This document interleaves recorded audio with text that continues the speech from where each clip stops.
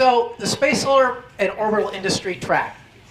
So our premise going into this was that there is a potential alliance between these two grand goals, and we wanted to look at it from the point of view of the interstellar community being the customer, of why should you care. So basically, we started in, if I can figure this out, that space solar power would be enabling to interstellar travel, and could we characterize how? Could we tell you how good that would be for your goals? And then that in-space power beaming and beam propulsion would be enabling to interstellar travel, and that there could be national goals that would forward both ambitious programs. There might be a critical path on the way to both. And we thought that if we could characterize them, the model that might be cool to use is the decadal study, which is kind of the example of how you do community-wide priority setting. I am unable to figure out which way is forward and back here. Okay. Oh, left and right. Okay. So, obviously there are sort of three classes that we considered. We considered at the low end the sort of star-whisk beam propulsion. Then we thought about the pulsed fusion daedalus, and then we thought about the Worldship and how could the applications of power beaming enable those. So all of the things that an interstellar advocate wants to do require big mass, big energy, and big dollars. And that's a problem, particularly because your steady state funding for Curiosity type of missions, all of NASA's budget, is about 0.008% of GDP. Not a federal budget, of the total GDP. So could you get somebody else to build your supporting industrial-based infrastructure on their dollar? So there's this wonderful big opportunity right now where fossil fuels are causing us problems. We have to build a lot more power. We have to figure out how we switch over. And for you guys, since energy choices are only partially economic and are part political advocacy and social values, the question for you as interstellar people is it worth your time to be politically active in SSP? Does it forward your agenda? And I'm going to show you why our guys think it does. So if you consider what the industrial base available to you would be, if you chose to pursue your power via an on-orbit system, it would take about 40 years to build a grid on orbit with some useful spare capacity. That enables a lot of growth, so your global GDP is going to be around 600 to 800 trillion, and that means that you could have a Curiosity budget worldwide of 10 trillion, but that's not anywhere near as important as what the global energy market is going to be at that time. Now, what that enables at that time frame is that you're going to have 10 gigawatts of power in 5 gigawatt packages that is standard, with the largest thing being built of about 30,000 metric tons, somewhere around 10 kilometers in scale with 1 kilometer apertures. So that's kind of like what you can start off with. So what does that mean? Well, on the larger end, this means megatons of annual lift capacity. So if you're talking about a pulse fusion spacecraft, that's something that you could orbit in terms of mass in about a week, in terms of this infrastructure that we're talking about. In some cases, a day, but somewhere in the neighborhood of a week. Now, if you want to do a Worldship, it's more challenging. It'd be like 400 years to orbit that, but that wouldn't be the way you could do it. You could self-deploy 10 megawatts of industrial power to a near-Earth asteroid to build it in situ with about 400 metric tons of payload to start. So those of you interested in Worldships, this is why you should like SSP. Those of you interested in Icarus Daedalus type of stuff, that's the kind of infrastructure we can give you for free on consumer demand. So then on the low end, just having a 5 gigawatt solar power satellite could enable these classes of missions. A 1 gram payload at about 5C, 124 gram payload at 1C, 10 kilogram payload at about half a C. And if you can go a little bit more than that, then you're talking about the ability to go 10% C at about 1 gram a wafer. So then the other track that was focused on this, they came up with a particular plan that I'll get to after this slide. But this group said, okay, so if we really wanted to do this, and we wanted to be ambitious with the previous goal of America's quadcentennial, what would that look like? So if you say, I want to be, on July 4th, 2176, I want to be getting the pictures back from a star that can be up to 10 light years away, And then that means that it has to arrive in 2166, and that means that we have to be ready to send in 2066, which in our timeline for space solar power is totally tractable. Because we'll have built the grid by around 2046, which means that if we want to start this, we have to convince a president that this is what they want to go do absolutely no later than November of 2028.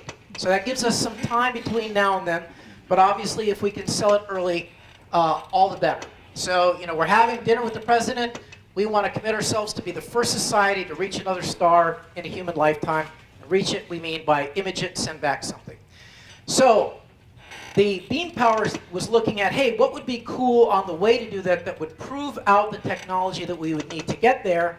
And so the really exciting thing they said is in 2045, we could be sending streams of these wafer sats at 0.3 C, 0.3% C, which is 10 times faster than anything else human built, out to map our magnetosphere to the Kuiper Belt objects and Planet 9.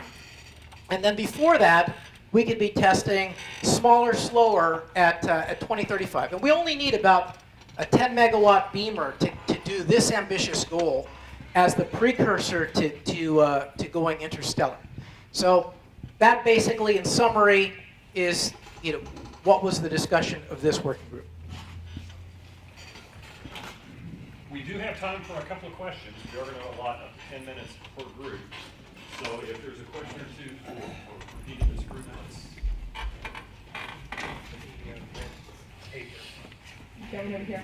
Yes. Kennedy gave 10 years. We're giving 50 years between now and the launch date of the probe. Any questions? Got one over here. You wouldn't mind it happening sooner, would you? We would not mind it happening sooner. That's the no later than date. So this is the standard to beat. All right, very good. Thank you. Considering that Homo Stellaris is a question of what our society is going to become, we have a society presentation. The charge with the Homo Stellaris working track was to predict some of the changes humanity will undergo or have to undergo in the process of preparing for interstellar exploration or colonization, and determine what some of these changes may be, what might be desirable, and to start taking a look at how or what we can do to start bringing about those charges. Now, ultimately, we divided the panel, the working group, into three areas: a synergy group that's looking at big picture, broad view, and then two subgroups that are looking at biological issues and sociological issues. And so I'm actually going to have the deputies and individuals who facilitated each of those subsections come up and talk, and I will step to the side here. Morning. Well, not anymore. It just feels that way. So, at any rate, a couple of things I want to say for hopefully the entirety of the group, which is it was such a great group to work with.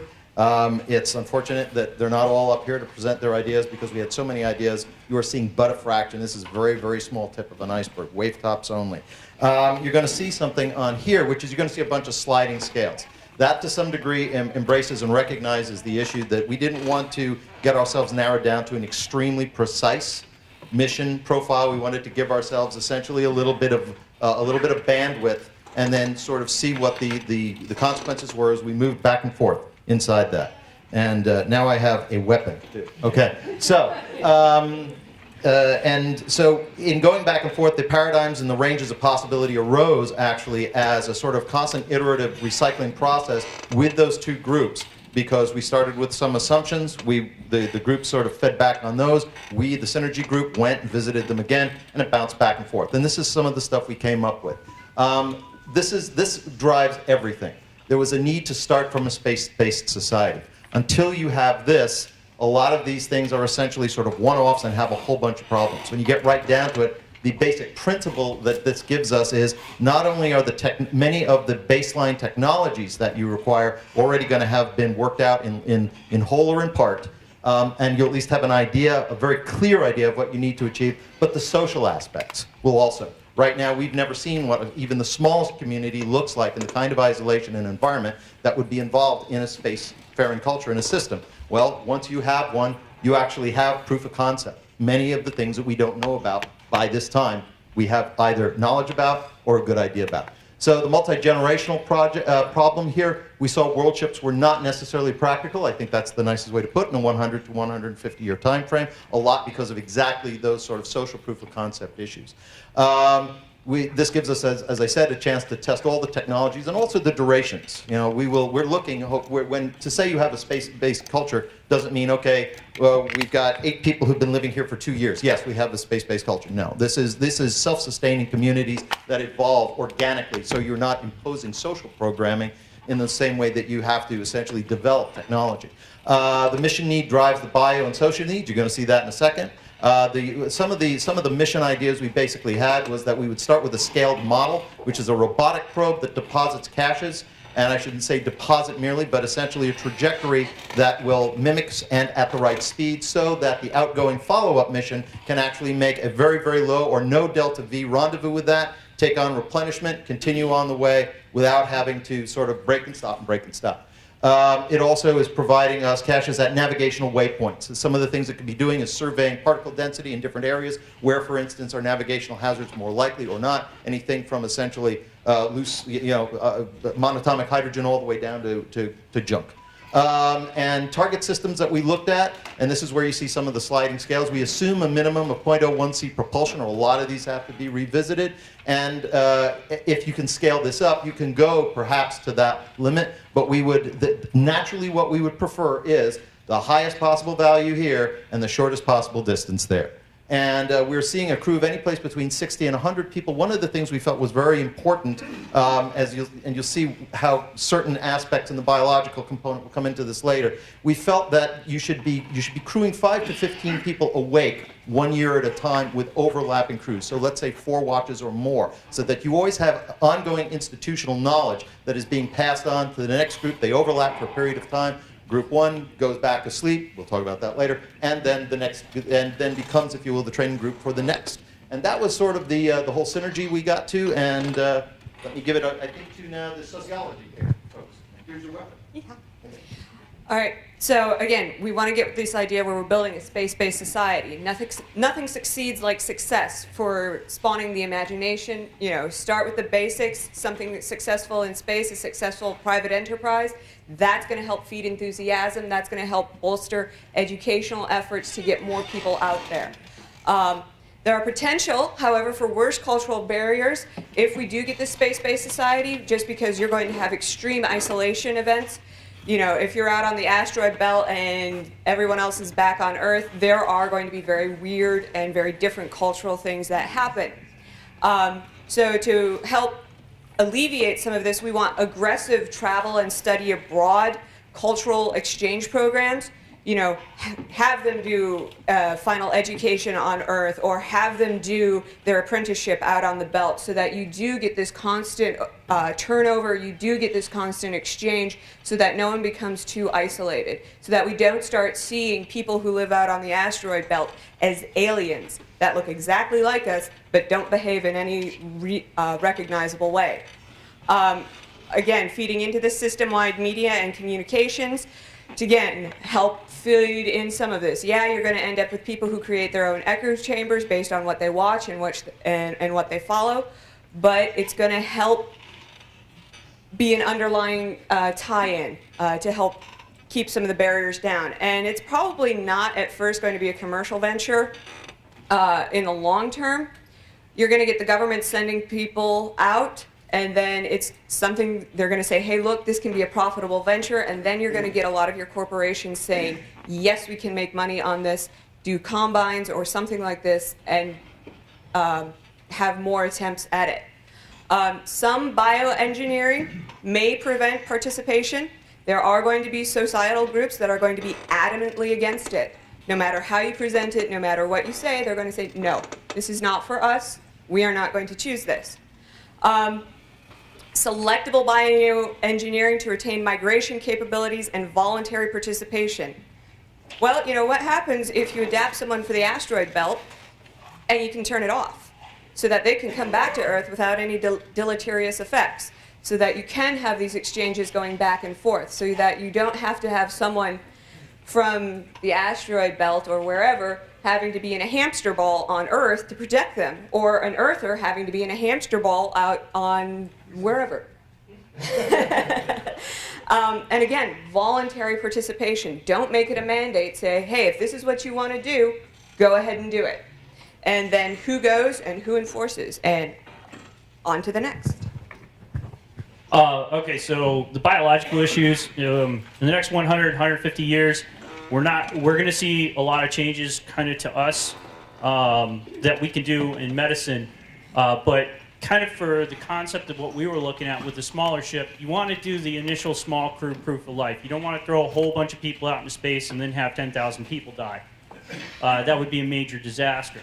We need to develop stasis or hibernation capabilities. We see some trends in that right now with some of the surgeries that we're doing currently with some hypothermic therapies that are in use.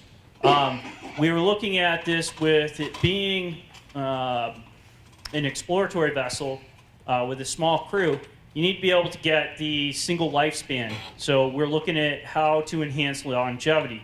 There's some treatments out there or some therapies that are probably coming down the pipeline in the next couple of decades that's really going to help us with that. We need to stress the external assistive devices and limited modification over extensive bioengineering. What we're looking at is using technology to help us interface with the ship, and then light modification like the longevity, like prosthesis and that kind of thing that can help us, but we're not looking at trying to radically change the human as we know it in the next 100 to 150 years. Dirty colonists for immune robustness, that's really important. If you're going to put people into a sealed environment over time, when they get to the other side and they come out of hibernation or whatever and they all drop dead from the flu, that wouldn't be good. So what we're looking at is, instead of trying to create an ultra-sterile astronaut that you're putting into an enclosed environment, you're basically taking the man off the street who's the volunteer and you're putting him in the spaceship with everything that comes with that. So we need to boost the immune system, and we also look from the biological aspect. We need multiple missions to protect against accidents and mortality. So moving forward, the key thing that came out of the entire discussion, and I want to thank everybody who participated. It's been a wonderful track, wonderful experience. Moving forward, the number one thing we found is that we have to develop the space culture before we can understand the space culture. We're going to need to understand the space culture in order to take it further out. But we're going to have to develop it, and we're going to have to make mistakes. That's actually one of the key things that came out of it. It's going to be very risky. We're going to make mistakes. There's going to be failures. There's going to be successes. And really, if we're going to send somebody 20 light years out, we need to know that everything's going to work. And that's why we've got to get out there and start doing it. Thank you.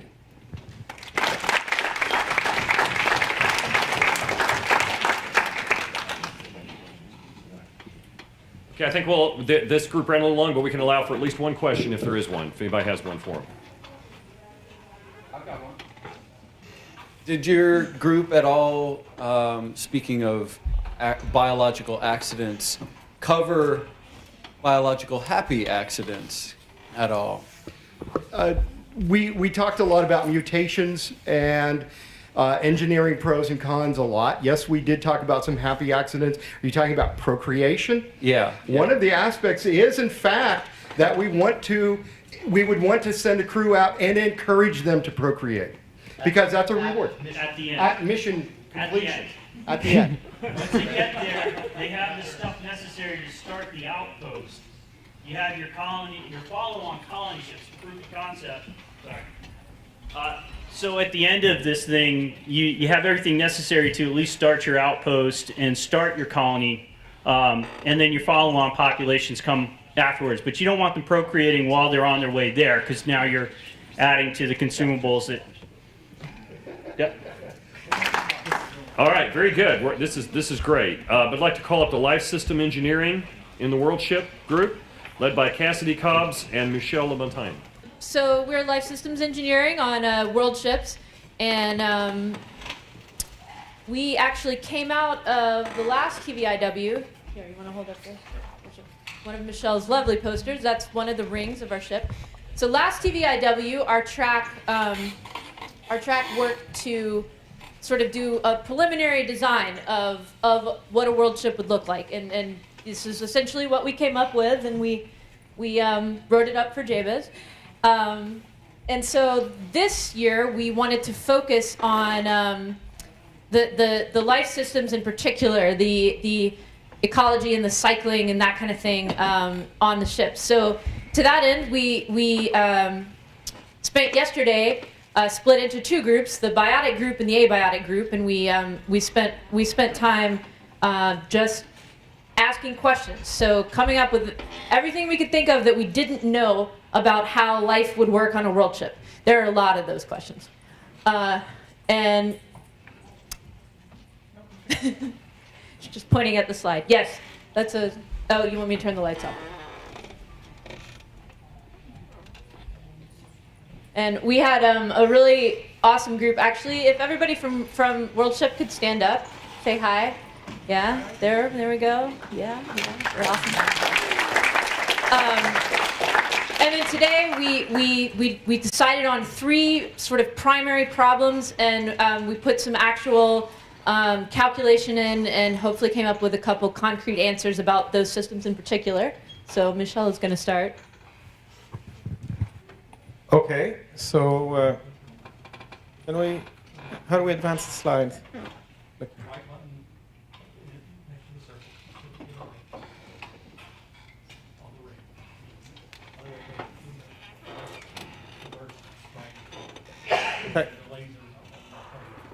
Okay, thanks. So the first, one of the three items we went through was heat transfer to ensure comfortable life, set the parameters, and think a bit of how we would put everybody within inside of our large tin can. So the basic parameters we started with were developed over the last year for the JBS paper, of course, and also for work that was done with Chris Welsh and the International Space University. And we're basically, and I'm with the Chris, so we're basically all three from the World Track have started working on this thing in common. And this is how it's moving forward to a second track that we did, and eventually to other elements. So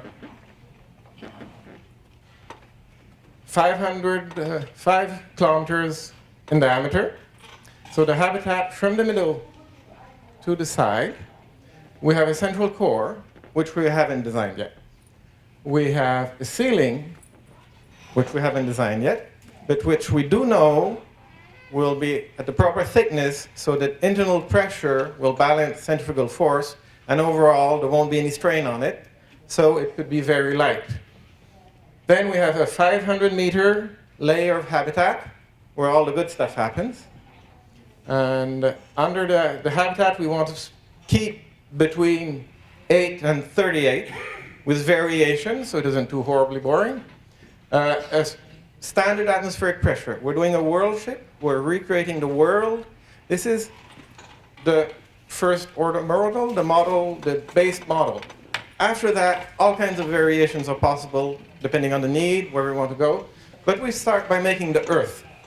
So 100 kPa, an average solar illumination, the sun, simulated sun, is our power source at 240 watts per meter square, and equivalent day, night, and all of the variations. Under that, we'll have 5 meters of soil, perhaps, on average. Then a shell, a 10-ton shell that carries the soil. Then a water shield, ocean combined with an ocean, or separated, depending on biological analysis. Then an outer shell, structural shell that holds everything in. The whole thing is 5 kilometers in diameter. There are unknowns, as we said, the ceiling, the materials. Shall we have a central light with a transparent ceiling? Or shall we have rotating lights, because this is a torus?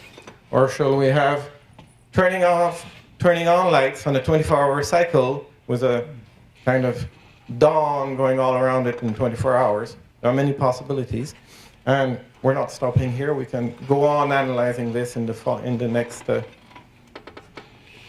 next months and years.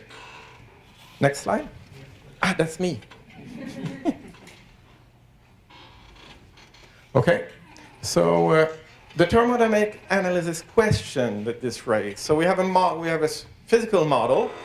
In this model, there are power and energy transportation questions. So we have a 500-meter habitat, as we all mentioned, the ground shell. So we have energy coming in, we have energy going out. We want to define a variable emissivity, a system that varies the emissivity so that the power that goes out can vary. So we can vary the temperature according to this variable emissivity and create heat flux around the ship to create weather and create interesting patterns. We also want to study, we would like to know, if these variations are enough to create rain. And this is not known. We might have to have sprinkler equivalents. But as a piping engineer, I know that pipes get blocked, and over 1,000 years they'll get blocked very, very, very, very, very many times. So we'd rather have a working cycle. So we want to design this right away, something that works on its own. Put in power, it works, nothing gets blocked. That's what we'll be working on in the future on this aspect of the thing. And then we go on to the next step, which is actual life. So our second group problem was that of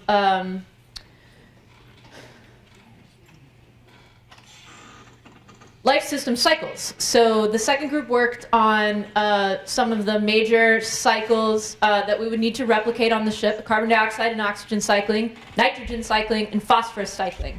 So they identified a framework to explore how to recreate these cycles, starting with identifying the individual primary non-overlapping cycle networks and pathways. And there's an example of the phosphorus cycle down here. It's not really legible, but you get the idea. Then to get a gross approximation of the static compositions of all of the individual contributions to the cycle. So here's sort of like nitrogen, what's the abundance in plant life on average, what are the sources and sinks, and that's going to vary by biome and by plant and animal. Then to start to look at the recycling and rates for cycling within the networks between different systems. And after that, you can get into identifying the actual considerations. So how fast are the plants growing or the animals growing? How much do they eat? Because all of that feeds into, if the plants grow faster, they might use more phosphorus. You need to make sure there's more in the soil. And so that's a diagram that I think was just put in there because it's really complicated. And so we actually have sort of a spreadsheet framework already set up where we can start putting in the gross estimates of things and getting out, the ship values that we're going to need for each of those elements. And this is obviously work that will continue as we go. So I think this is a really, I think that's the last slide, but I think that's a really good step in identifying the major components of the cycling. And then our third question was about the agriculture on board the ship. So there were two concerns there. Obviously, first we want to decide what kind of agriculture is important to take along. We also need to estimate the relative land use. So we need to figure out how much space we need to devote to crops and animals. So in identifying livestock species, we were looking for food, fiber, and fertilizer. So what are some of the more efficient species we can take for that?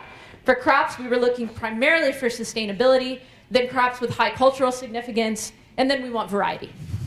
It's a long voyage. So we made a list. So you can see some of the things we liked, and I'll leave that up.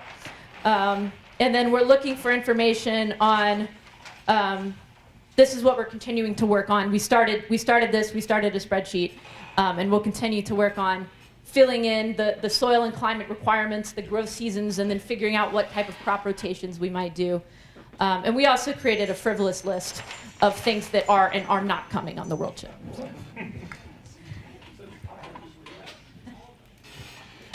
Yeah, we're good.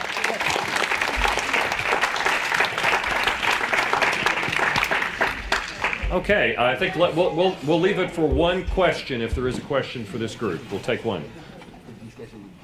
I don't know who has the roaming mic, so oh, okay, good.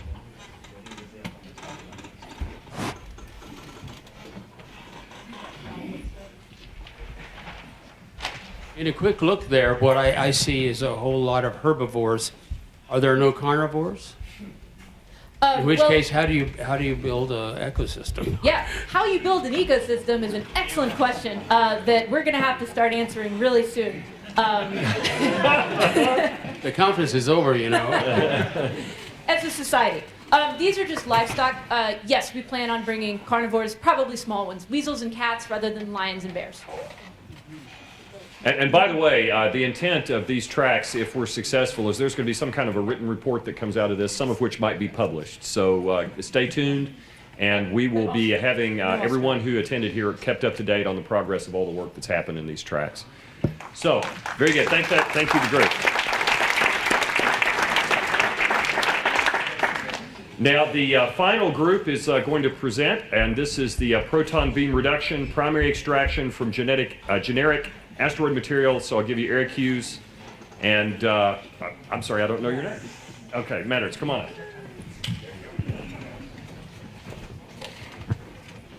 Hello, I'd like to start out by talking about the scope of what we were working on when we got together into our working group. We are trying to look at processing silicates that are known to be available in space, starting with abundant minerals to produce space-based solar power, and the key material for that is silicon. So we want to look at in detail how you would get high-purity silicon out of native material that's actually available and that hasn't undergone geochemical weathering like on Earth. Now Eric will talk later about how they kind of had a really radical, revolutionary approach that gets you a lot of interesting side effects along with silicon.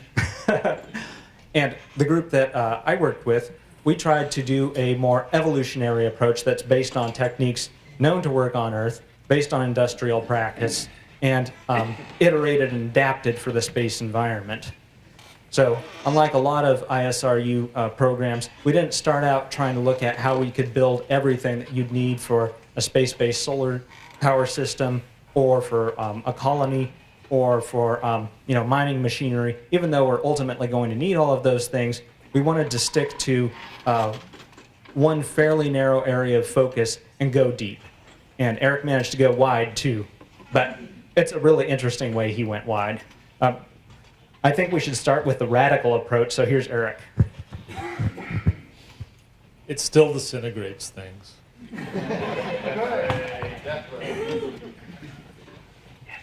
No plan survives contact with working track participants. So we ended up not really getting anything that we had initially intended to do on our half. We ended up designing the machine better. But so there's some pieces of the machine we'd have to draw diagrams and do physics, but we can talk about longitudinal velocity distribution and plasma beams. I don't want to do that. That's not the subject of a 5-minute working report.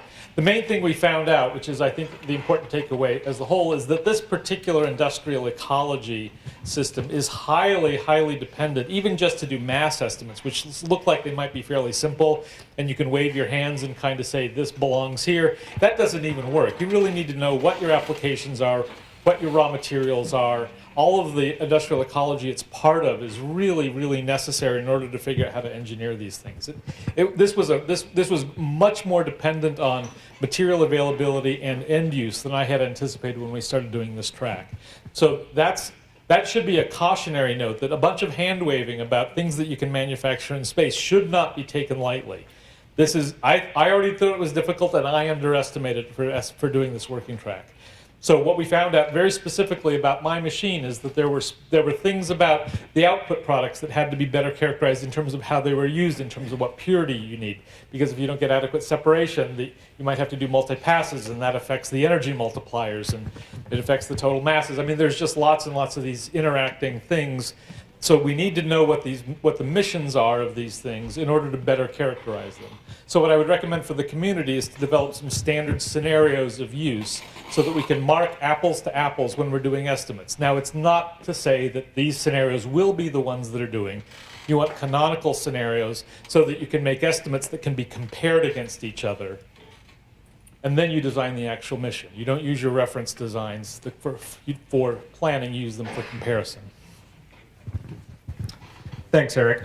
So Eric talked about sort of reference scenario. We did have, both of our tracks did have sort of a reference scenario that we are targeting, which is producing 1,000 tons of high purity silicon per year in the form of silane gas, which is a direct manufacturing input to the manufacture of radiation tolerant thin film solar systems that you can use in low Earth orbit or in geosynchronous or really anywhere in the solar system.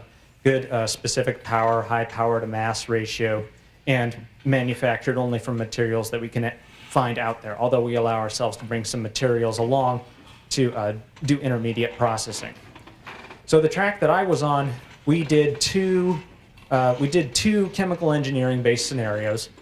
The first day, we first of all switched our working material, our input from olivine to enstatite, which is a simple magnesium silicate, just magnesium, oxygen, and silicon as the main materials in it. Thanks to Dr. John Lewis for making that improvement to our process.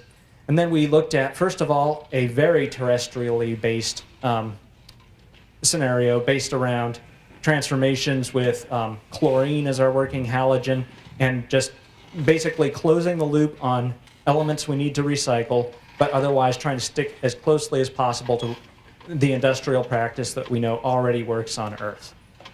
And then the second day, we looked at an older scenario for actually lunar material processing published by Robert Waldron back in the late 70s. And he was looking at using a hydrofluoric acid approach to basically digest any old chunk of lunar surface you came across and separate all the elements out. So that was exciting, but we had a narrower scope because we only had one relatively well-characterized mineral to do.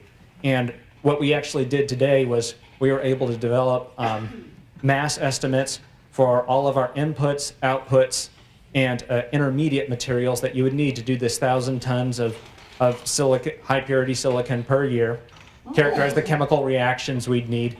And now, my follow-up work after this is going to be going back to the wiki that we started developing collaboratively before we even showed up here. And we're going to take Waldron's scenario and see what pieces we can borrow to narrow it down to this scope of silicon, and then widen out again, because we want to go deep, not wide to begin with. But as Eric said, we need a whole industrial ecology around this, so we want to take this as our central starting point and branch out iteratively, sort of the way we did when we were working together in these working tracks here at TVIW. Thank you.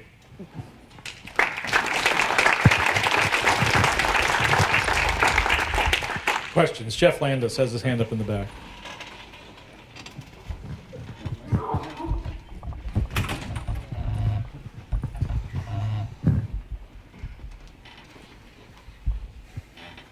Yeah, I've been looking at making silicon solar cells on the moon for a while, so I have some background, but I'll just press back a little bit on your suggestion that silane is the source material for making high efficiency, radiation tolerant, high power to weight solar cells, because in fact silicon solar cells are none of those things. The high efficiency, high radiation tolerant, high power to weight solar cells are all basically gallium arsenide-based materials at the moment. The one just superb advantage of silicon is that it's an abundant material. So it's something that you can make decent solar cells out of, but don't expect them to be necessarily high power to weight or radiation tolerant.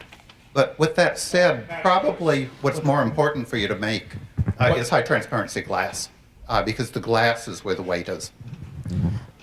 I would actually disagree to an extent with your disagreement. I would agree everything that you said just now applies to crystalline silicon solar cells. Amorphous silicon cells are highly radiation tolerant, comparable to cadmium telluride or copper indium gallium diselenide. They are low efficiency but high specific power if you manufacture them in space, because they don't have to be tolerant of mechanical stresses the way ones on Earth's surface do.